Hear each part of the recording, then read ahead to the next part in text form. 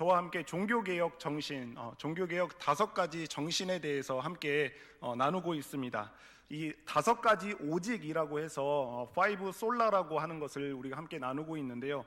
기억을 한번 더듬어 보면 첫 번째가 지난주에 나눴던 오직 성경, 솔라 스크립투라, 두 번째가 오직 은혜, 솔라 그라티아, 세 번째가 오직 믿음, 솔라 피데, 그리고 네 번째가 오직 예수, 솔루스 크리스투스, 마지막 5번째가 오직 하나님께 영광, 솔리데오 글로리아라고 하는 이 종교개혁 5가지 정신을 지금 우리가 함께 나누고 있습니다.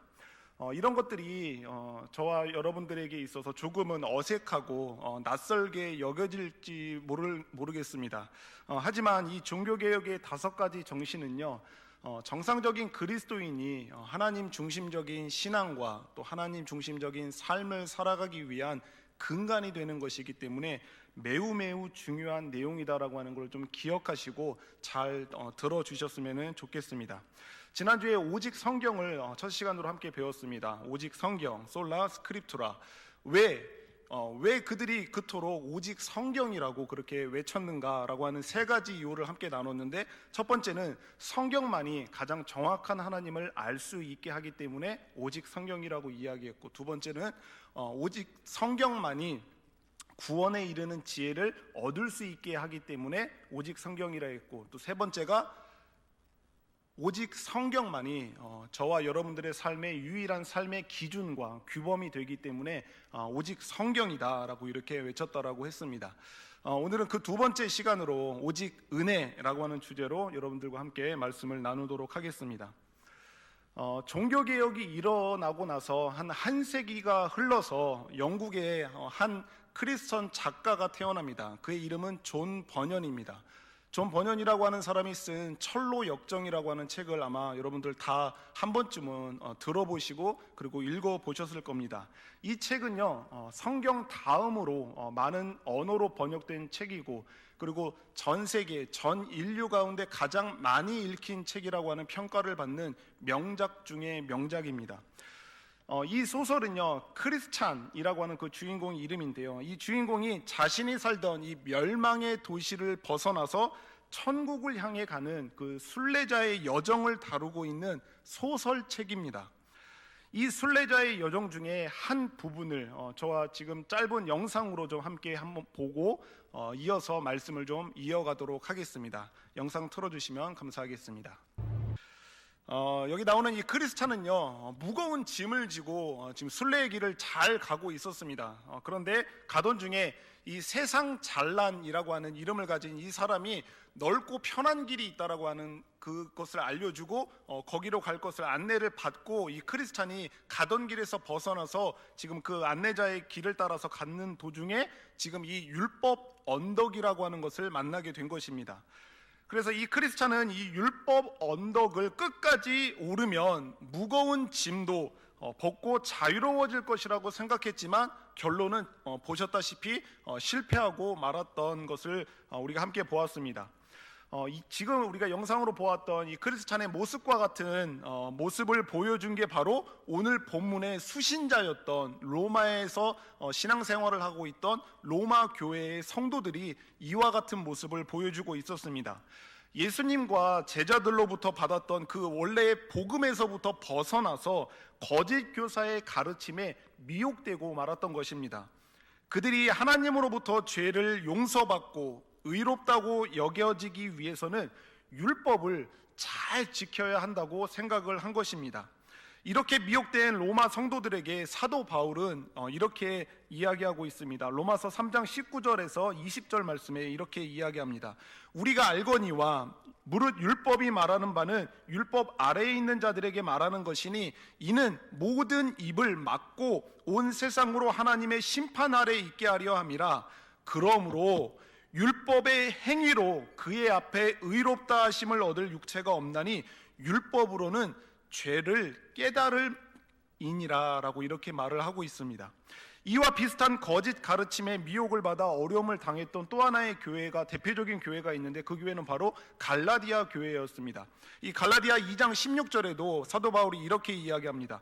사람이 의롭게 되는 것은 율법의 행위로 말미암음이 아니요.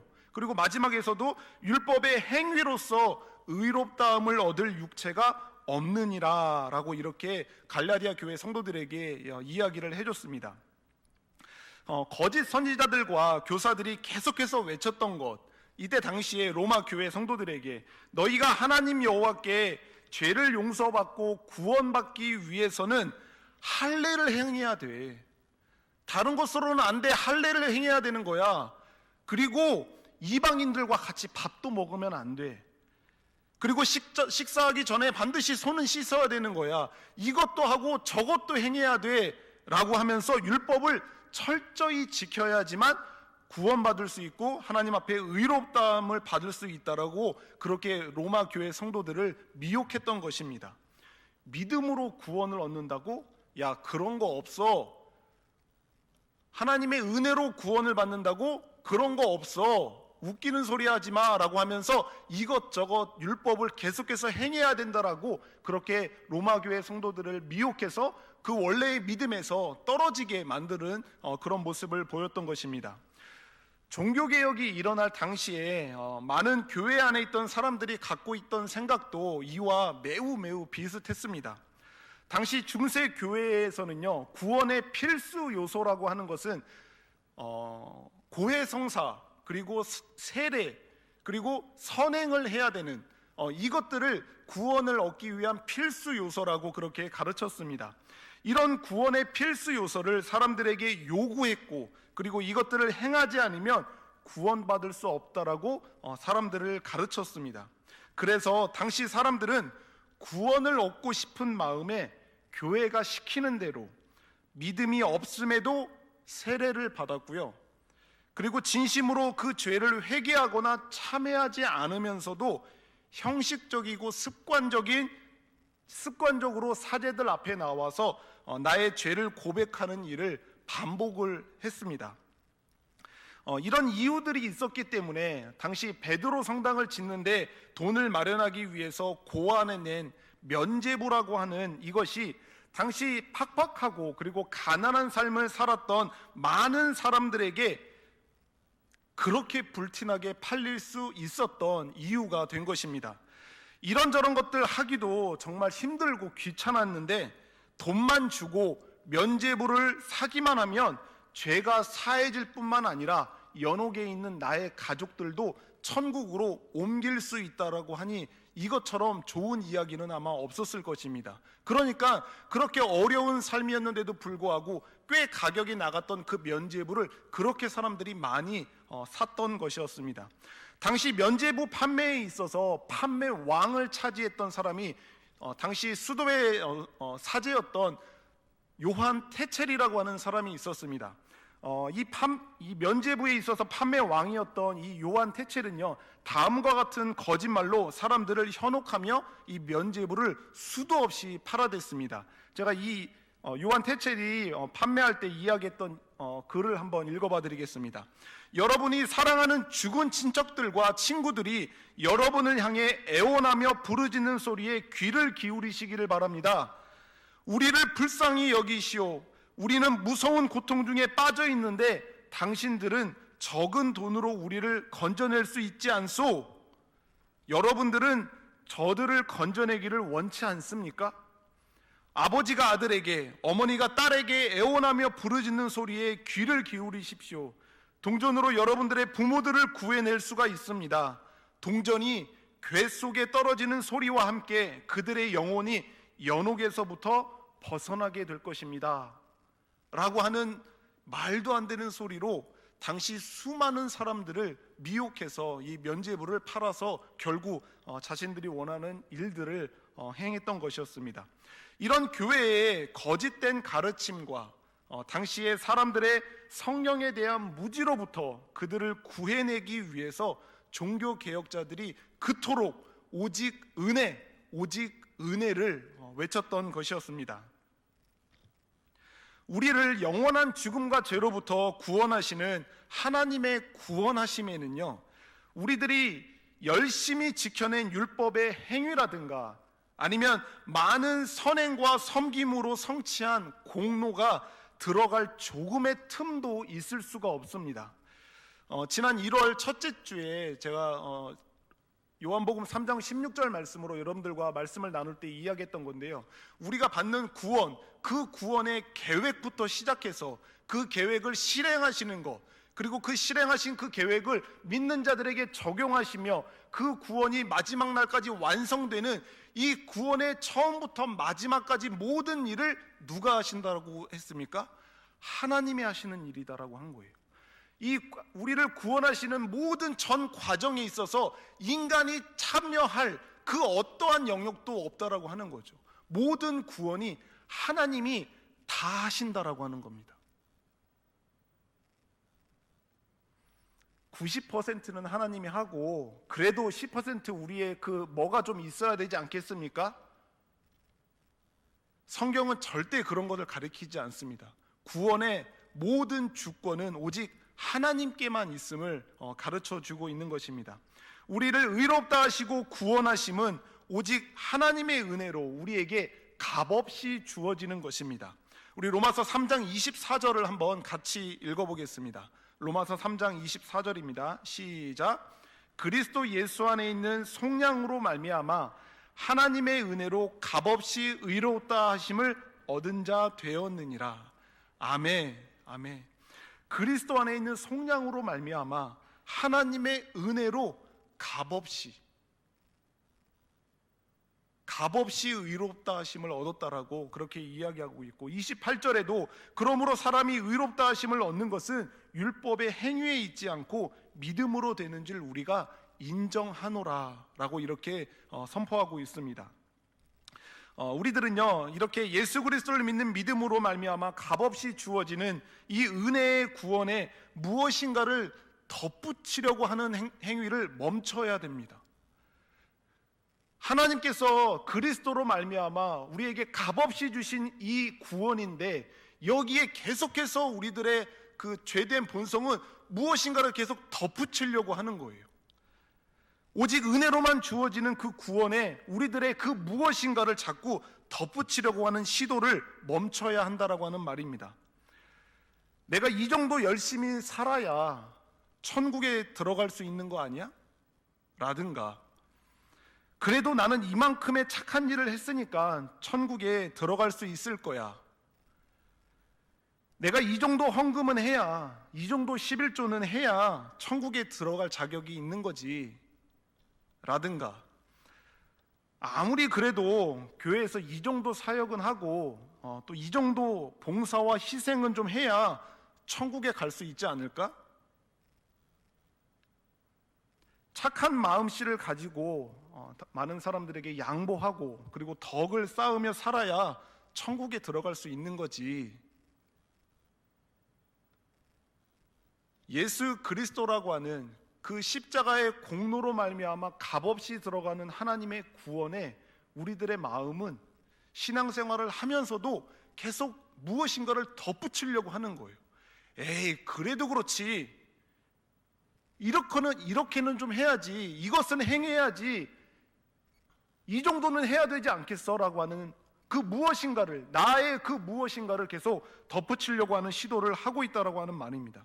만약에, 그렇지 않겠지만 만약에 이런 것이 덧붙여져서 구원을 받을 수 있고 그리고 천국에 들어갈 수 있다고 한다면요, 여기 있는 그 어느 누구도 구원받아 천국에 갈 수 있는 사람은 단 한 명도 없을 거라고 저는 확신합니다.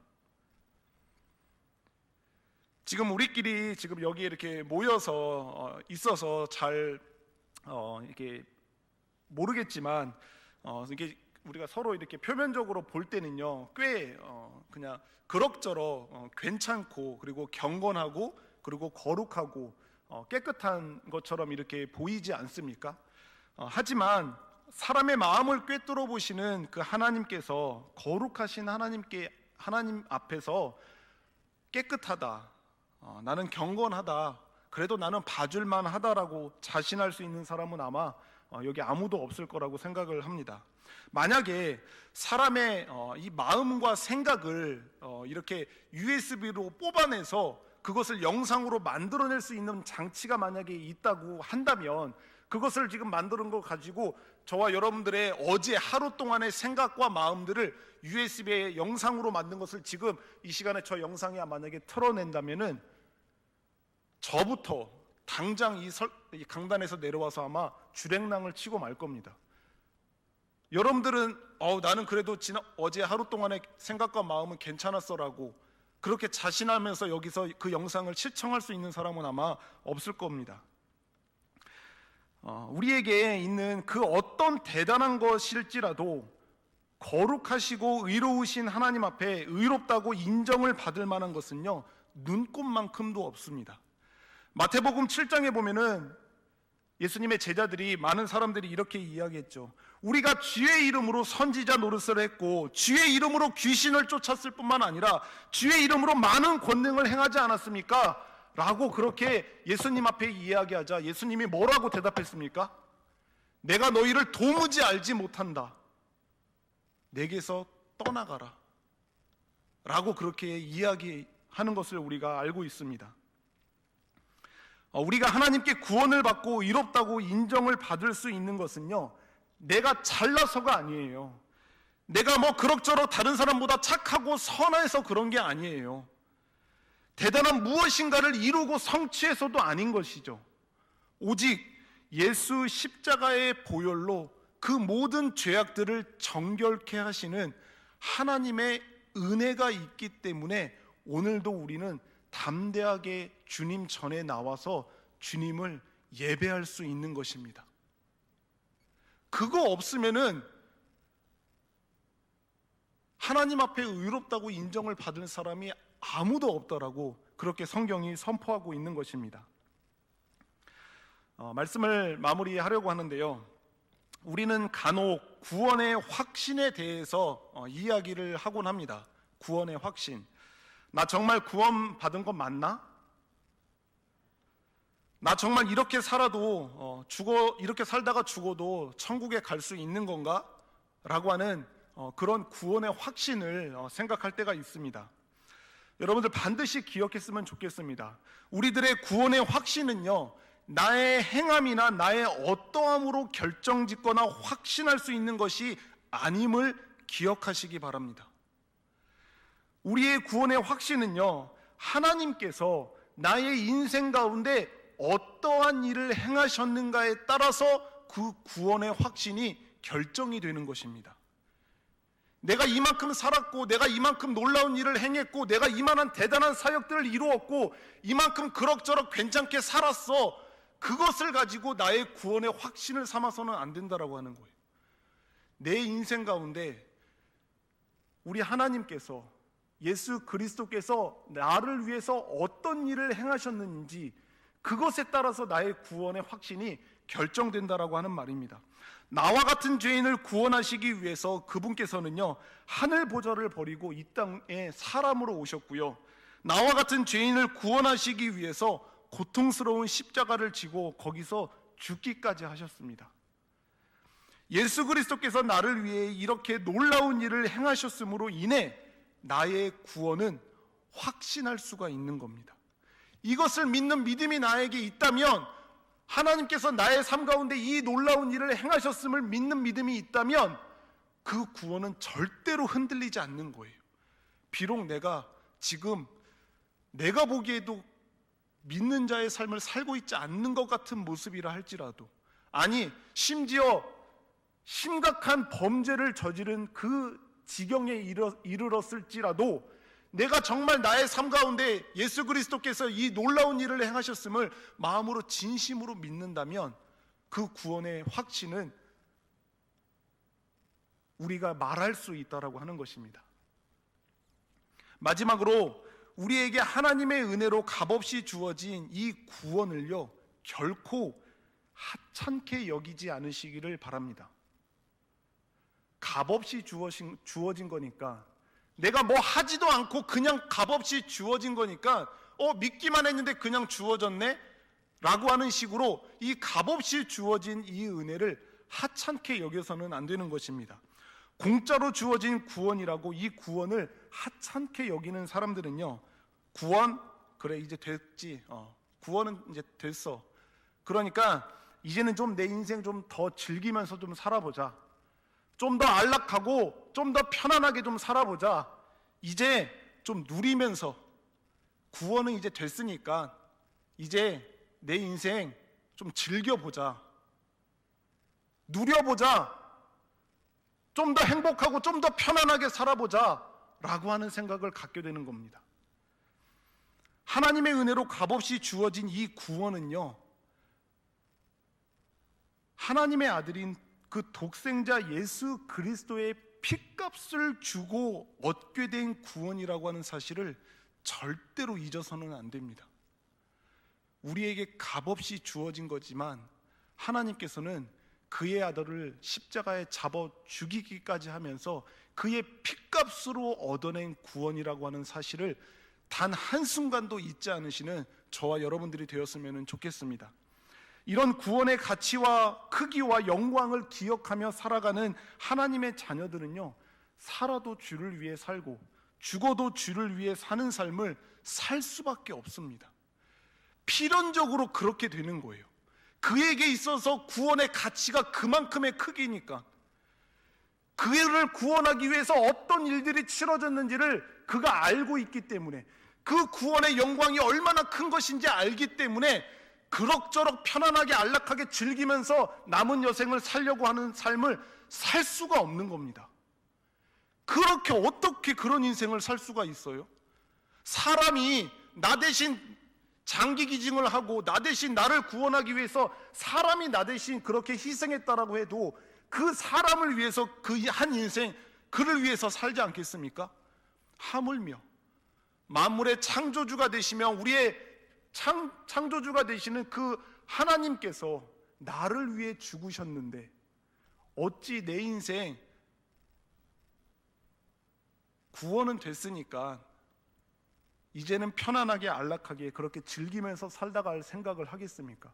어찌하든지 내가 살든지 죽든지, 내가 부하든지 가난하든지, 내가 건강하든지 병들었든지 언제든 나를 구원한 주를 위해 살겠다라고 하는 그 인생을 살아가게 되는 것입니다. 우리 고연의 모든 식구들도요, 오직 은혜, 그리스도의 핏값 주고 값없이 주어진 그 구원, 이 은혜로 주어진 이 하나님의 은혜를 외치면서 구원의 큰 감격 가운데 주님만을 찬양하고 또 주님만을 경배하는 삶을 살아가시는 저와 여러분 모두가 되시기를 예수 그리스도의 이름으로 축복합니다. 기도하겠습니다.